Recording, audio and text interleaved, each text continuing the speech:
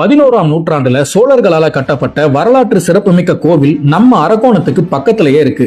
எங்கன்னு சொல்றேன், மறக்காம வீடியோவை சேவ் பண்ணிட்டு ஃபுல்லா பாருங்க. அரக்கோணத்துல இருந்து 21 கிலோமீட்டர் தொலைவுல இருக்க இடையார்பாக்கம் என்ற ஊர்ல தான் இந்த மகாதேவர் திருக்கோவில் அமைஞ்சிருக்கு.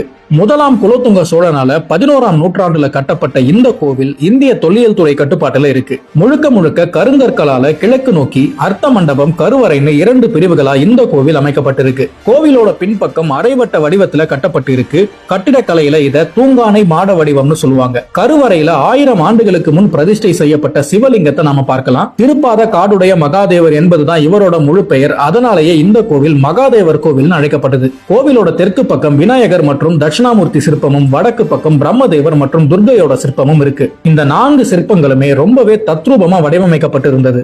அது மட்டும் இல்லாம கோவிலை பற்றிய வரலாற்று குறிப்புகளும் கல்வெட்டுகளா இங்க இருக்கு. வரலாறு மற்றும் ஆன்மீகத்தை தாண்டி கோவிலுக்கு எதிரில் அமைஞ்சிருக்க